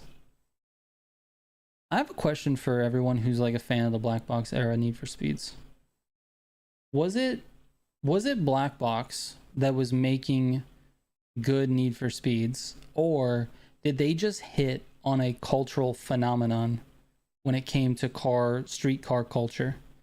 Because to me, I think a lot of the success of those games had to do with the culture around street car, like street racing and modifying, and just Fast and the Furious was a literal cultural revolution. So I think it paired so nicely. It just hit perfectly with what it was, just very much in tune with what the car culture and the pop culture was going after at the time. Does that make sense? I'm not saying the games weren't good. I'm just asking the question. Do you guys think it's more the game, or do you think it's more the fact that they hit on that culture? On that super pop culture thing? Red Butler says, to me, it was a mix of both. They hit it at the right time, and it was perfect timing and great games, or with great games. Granted, even then, the cutscenes were cringe, but gameplay was where it was at. Yeah.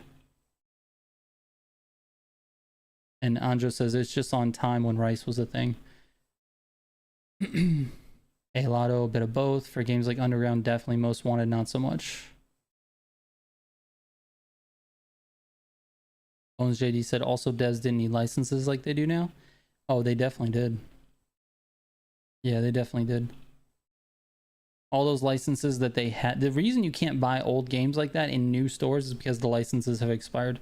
The licenses on car games are usually only about 5 to 10 years. That's why you see games like The Crew 1 get shut down, because of licensing. They literally can't sell that game anymore, because it would cost way too much to renew the license, and it just becomes not worth it for the what do you call it, the publisher. Seemed to me like they actually tried with those games. They actually got licensed music from really good bands. The music goes so good with the atmosphere in all of those games. Yeah, definitely. I mean, that was back when you had to release a finished game. True. There wasn't updates. Very true. You know what I mean? Yes. You bought a disc, and that was the game. Yes. I also think we didn't necessarily harp on the problems of a game, because there really wasn't any post-launch support. It's not like you would play a game and it would be like, oh, this glitch in this wall is here, and so that ruins the entire experience of the game. They need to fix it. That was never a thing. We just were like, that's a glitch in the game. We just go through that wall now. Yeah. Isn't that crazy how that's like switched, where everybody now so like snobby about everything? Like, yeah. I don't know. It's crazy. Yep. All I ask is that my game doesn't crash twice when I play it. That's a big ask. I'm sorry. Yeah. I mean, since the game came out, like I've said, like I've been pretty lucky with my game. I mean, I get like some frame drops here and there, but my game never really crashes. But then this last like 2 weeks that I've been trying to play, my game's gone downhill. It's been crashing, huge stutters and frame drops all the time. It's been running terrible recently. Yeah, it's been running bad.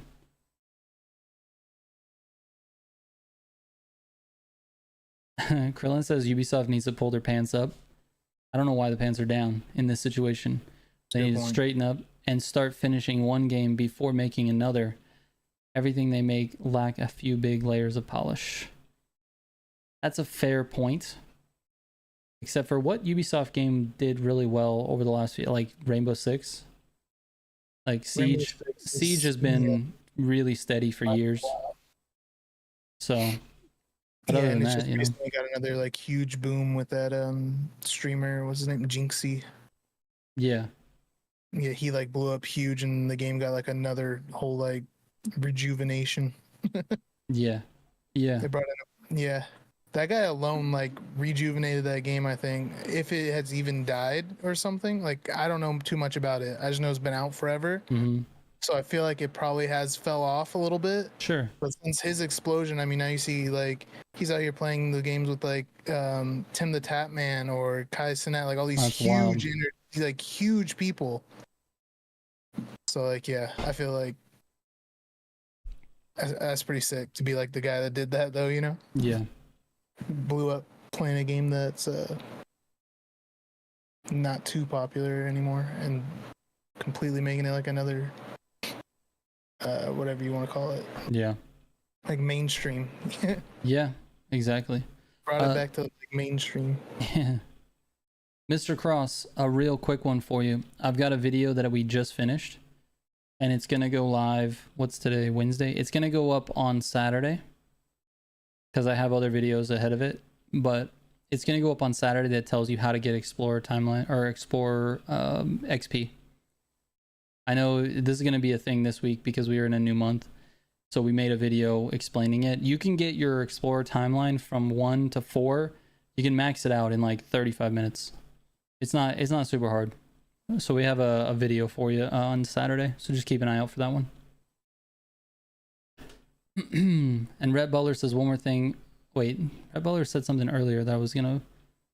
Oh yeah, it was a different time is what Rhett was saying. We laughed if a game was bugged and there wasn't so much online gameplay as there is today. So what you said, all you ask is the game doesn't crash. I do too nowadays. Exactly. Yeah. Yeah, and Anjo says that wall is a glitch, like it's the new shortcut now or out of the world experience. Exactly. That's how we took it. So like those games probably had similar issues. We just didn't harp on them too much for it, you know, because we realized like that's it, that was the game, that is the game. There is no like fixing it afterwards. Like once you have the game, this is the game. I think what happened is the technology got better. So games started coming out more polished. So then you got accustomed to that. And then you run into a game that's broken. Yes. And you're like, what the hell? What is this? Yeah. You know? Yep. Gabriel Caratero. Oh my god. Caratero. Oh my god, I butchered his name. Gabriel says, have you guys ever thought about playing Rocket League or ever heard of it? No man, what's that? What game is that? Bro, actually not that long ago, maybe a few weeks ago. Not even, dude. It was last week. When you and Simji played Rocket League? Yeah, it was last week. No, that was a few weeks ago. No, dude, it was last week. Bro, Simji, how long ago was that? Yeah, it wasn't last week. It's been a few weeks. It was last weekend, bro. Nah, it might even been a month. All right. Go ahead. Anyways, Simji got me to play some Rocket League with him. I am absolutely terrible at it, but Simji's insane on Rocket League, guys. He doesn't even know this guy's a gamer. And he's pretty good at everything he plays, I think. Yeah, he's good at shooters, good at Rocket League. He's good at other just racing games in general. The guy's a beast. Yeah. Don't mess with Simji, guys. He's a gamer. He's definitely a gamer. Vili Manselka is here. He's back, dude. Remember his name? Yes. I remember this. Welcome, dude. Long time no see. We're gonna continue to butcher your name.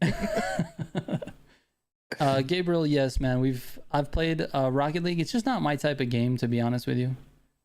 It's not my thing. Yeah, but me too. I've played it. It's fine. It's fun. Yeah. For a little while. It's not my thing though. It is fun though. It was fun playing with somebody who is really good, like Simji. And winning. Dude. We were just stomping everybody because it was my first time playing the game, so I was on a brand new account, you know. So it was putting us in there with other people that it might have even been bots the way they were playing. I was like, this is insane. You guys won like 20 something to 4 or something. Dude, bro, every game we were just destroying. Yeah. Simji was destroying. I got a couple points in, but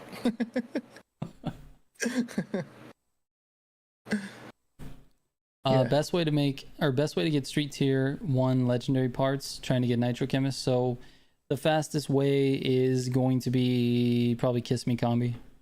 Or actually it's the same amount of time you do the Hummer Express method as well. Drumel or Drumil. I don't know how to say it. Dude, I'm just gonna butcher everyone's name. It's fine. I made a pretty good, actually the best legendary parts guide. I feel like we've said this before. Yes, this is the best legendary parts guide. Anyway, I have a legendary parts guide that is on the channel now. You can just scroll back, 10 or 20 videos and you'll find it. No, not Dremel. Drumil or Dremel? Drummel? I don't know. Anyways, Drummel? I messed it up. There it is. Drumil. Okay. Got it. Sorry. I'm really sorry. I'm the worst. I'm the worst at pronouncing things. All right, Rhett Butler has brought us to the moment. We haven't done this yet. On a scale of 1 to 10, how much did you like this week's summit? On a scale of 1 to 10. I don't know, maybe like a 4. Going low, 4 or dude. 5. Wow. Like a 4 or 5. Let me see what you guys are gonna say in chat. This question goes for everyone. How much did you like this week's summit if you played it? Scale of 1 to 10. Obviously 10 being the best summit. Simju with a 1. Come on, man. Simju's not a drifter. My thoughts on it is the drifting's not bad. Like drifting's fun. I enjoy like the drift events. I think they're pretty fun. Okay. But I don't know. It just felt all 6 events being like the exact same thing. It would just got boring. And the very last one, hated driving the R34. I'm not a fan of the R34 and drift. I thought I just couldn't handle it right. I don't know. Yeah. I tried different tunes. I tried no tunes, tried traction, no traction. I just couldn't handle the car. I ended up with a decent score on it, but after... Yeah, I mean, you hit 1.7. Yeah, after a lot of very frustrating attempts. Yeah. But yeah, I don't know. It just got boring after a while. It just felt like doing the same thing on repeat 6 times. Yeah, not only did we do the same thing on repeat 6 times, we also did the same feat 3 times in a row. Yeah. Like a different path, but it was literally the same thing with the same car 3 times. Mm-hmm. I would much prefer what PT Racer was saying, that they should sprinkle in a drift event rather than every single one be drift. They made this mistake with the boat and planes as well. I would much rather be upset that there's one boat event per summit or per every other summit than have to have a whole summit full of boats. You know what I'm saying? Yep. Yeah, sprinkle it in. For me, out of 10, I actually really like drifting. Drifting is something I really do. I actually sweat a little bit for drifting, as you can see by some of the score. If you looked at you guys watched the summit guide, you'll see the scores. I was up there pretty good. I held down the 2nd position for a while behind Oz, and I think I ended up getting knocked back to 6th by the time we put out the video. Overall in the summit. So as you can see, I'm quite a bit better at drifting than I am at racing. But I still think the summit was boring. I think it was too much of the same thing. So for me, it's probably going to be a 6, 5 or a 6, probably. The rewards are terrible. The reward is absolutely god awful. There's not really a lot of reason to play it. No point to play it. I mean, I guess if you really want that tire. That tire with a blue stripe on it. Yeah, dude, whatever. It's just not great. Rhett Butler says, boats is what hurt me on Panther Summit and ended up losing me the car. Missing parts for it, being too lazy to grind. So it did not help one bit. Yeah. That parts are half the battle, like I said. Yeah, that was a buoy smashing, right? Yeah, there was a buoy smashing, but Red, you could have used the planes as well if you have score breaker for planes. Because that makes a lot of sense, though. Right, but I mean, you can do it. You can. I know, it's just every time I hear that, like, dude, who even found that out? Who was the person that attempted a buoy smashing? Probably maybe. I'm guessing. That's probably maybe the plane savant. Chemical says, let's see how many played Tuesday nights. Chemical, if you're logged into the game, I'd love to know how many people actually have played this summit. My guess at this point, I'm going to guess, is around 40,000. I've played the summit in these last 24 hours. Will you try test drive when it's out? 100%. Yeah. I'm actually looking forward to test drive. I hope that it's not a train wreck, but it's kind of feeling like it's going to flop. And I'm okay with it feeling like flopping, and then it just does okay, because then it'll exceed my expectations and it'll be like a nice little surprise. So I'm okay feeling like it's gonna flop. I hope it doesn't though. Yeah, the game has like a huge expectation around it that they have to deliver. Yeah, that's unfortunate because it feels like it's been building and building. Well, I think they did it to themselves, I think, dude. Like they keep showing more and more like, oh, this is a 1-to-1 scale and we're gonna have all this stuff, and then there's gonna be ranked mode and this mode, and we're gonna have that and it's this. It's wild. Ooh, look at that. Look at that, dude. How many players did I say? 40,000. If this was Price is Right, I would have lost to someone who said $1. Because I went over, dude. I said 40,000. Anyway, I was pretty close. Berlin says I just put all my pilot points into the score multiplier and scored 65,000.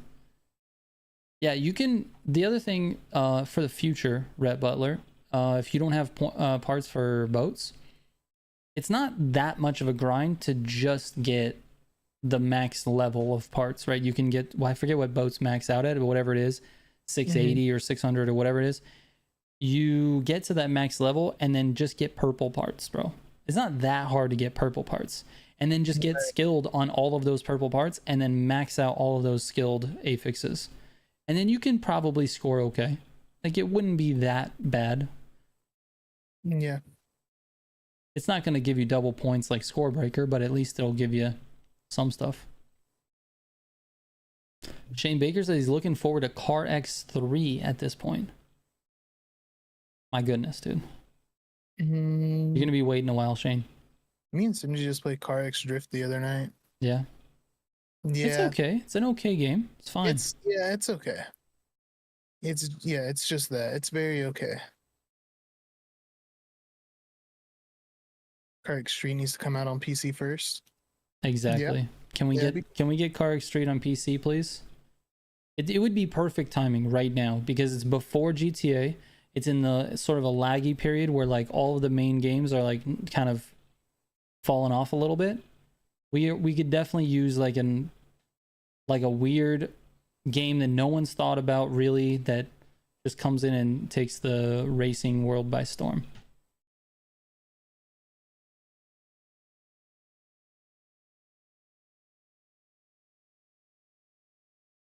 Elato says that he feels like Test Drive is going to be like No Man's Sky. It's going to like oversell the game, but in sort of the racing world. I think you're probably right. I hope it's not as much of a train wreck as No Man's Sky was at launch, though. Did we play No Man's Sky? I don't even remember. Yes, we did. Is that the one we played with Teeter a little bit? Yes, it is. Gotcha. I thought it was fine, but we played it like after. Way later, Way later, yeah.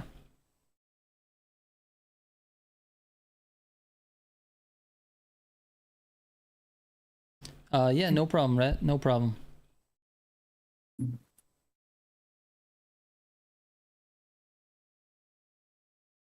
Can we finally get an arcade racing game, please? Krillin wants an actual arcade racing game. Arcade racing game, dude. I think Motorfest was about as close as we're gonna get in this next year or two. Unbound new volume coming soon, bro. Yeah, dude. Unbound new volume is gonna drop. Actually, I think it'll be fun. I really do.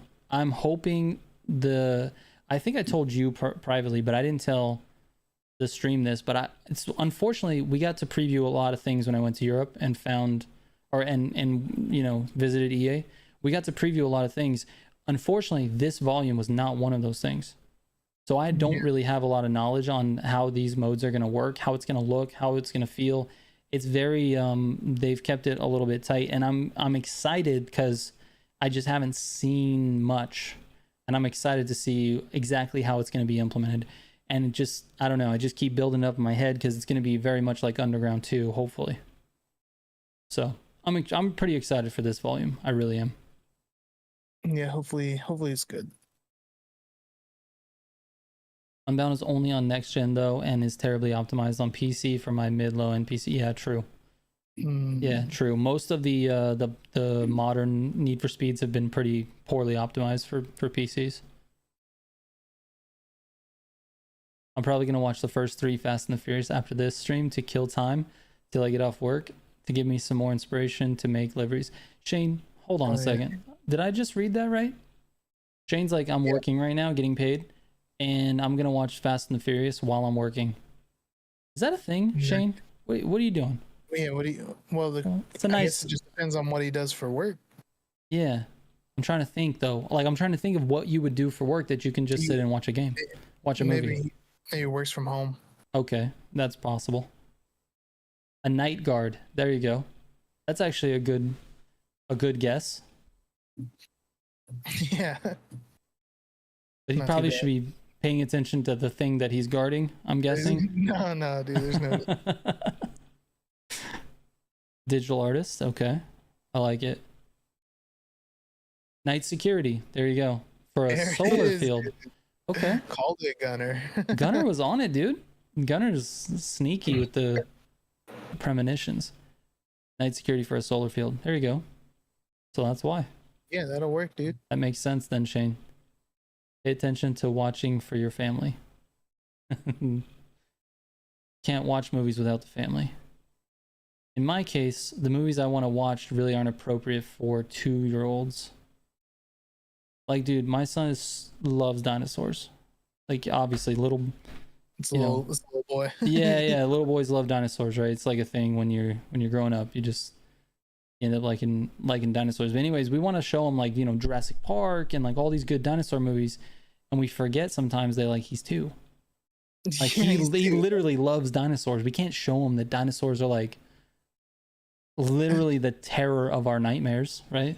Yeah, dude. We can't show him that, like, you know, we can't tell him that dinosaurs don't exist anymore.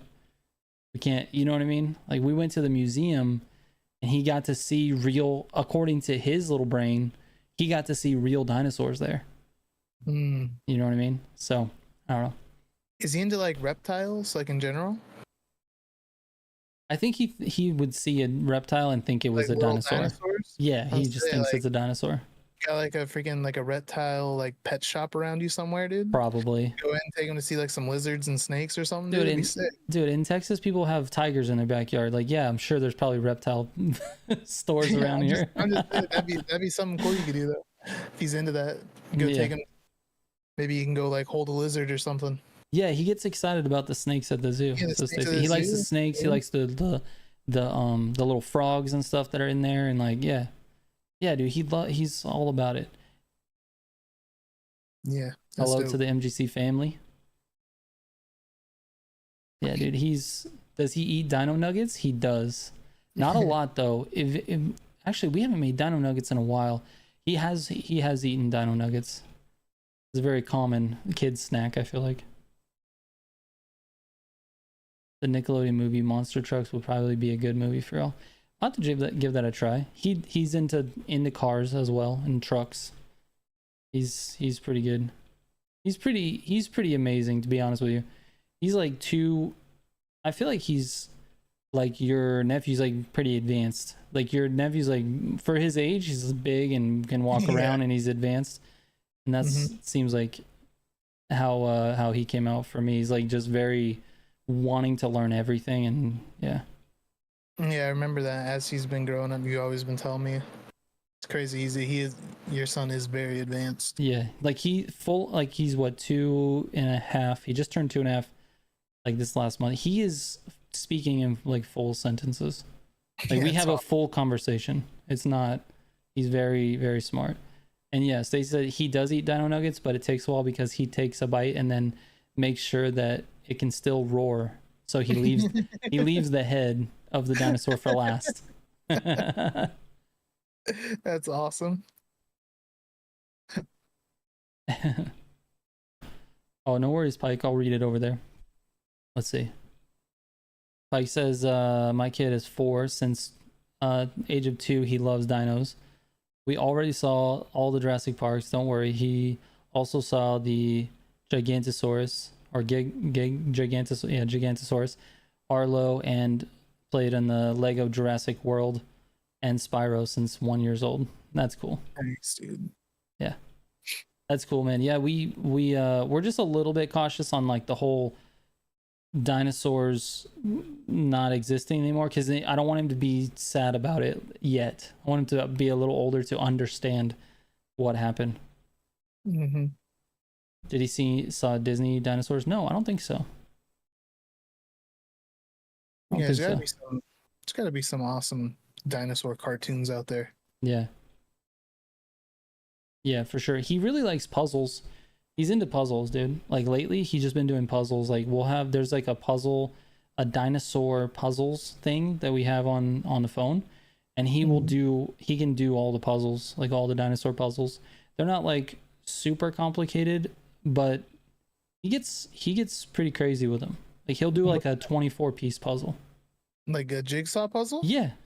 Oh, dang. A 24-piece jigsaw, dude. It's crazy. Yeah, that's insane. Like we have a couple of them that are like, Coco Melon or like Paw Patrol or whatever, and he'll do a big, I think he's up to 24 now. 9 pieces he does so easy, like on the phone and stuff, but now 24, like an actual jigsaw puzzle in real life, he can do a 24 piece. He's crazy, dude. He really likes puzzles. That's really cool. That's awesome. Kid's a genius. He's crazy, dude. I don't know where he got it. I'm stupid. I guess from Stacy then, because it's not me. I'm an idiot. Stacy's super creative person. Yeah, she is. He's pretty creative too. That's the one thing. I'm glad he got that from her. He's pretty creative. He likes to like his ability to pretend with toys and stuff is really good. Dope. I'm sorry, we turned this whole stream into me just bragging about my kid. I'm very proud of him. So he's learning very, very quickly. Anyways, that's usually the sign, dude. That's the sign. It's 11 o'clock. It's time. It's time, dude. We gotta do it. We gotta end it. I'm sweating, by the way.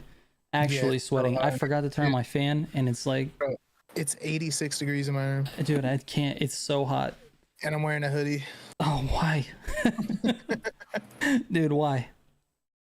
Anyways, I appreciate everyone's questions. I think unless we have any objections, I think I'm gonna run the questions on the this way on this stream for the future, because it actually does help us kind of make sure we answer everybody, because I feel like there's been times where questions are asked and it just like it gets lost in the chat and then we can't get back to it. So separating the questions from the actual chat seems to be pretty good.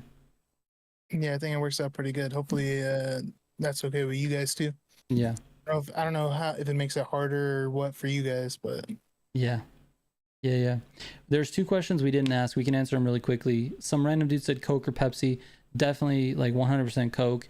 The occasional Pepsi is good, but Coke for sure. And then Rhett Butler says,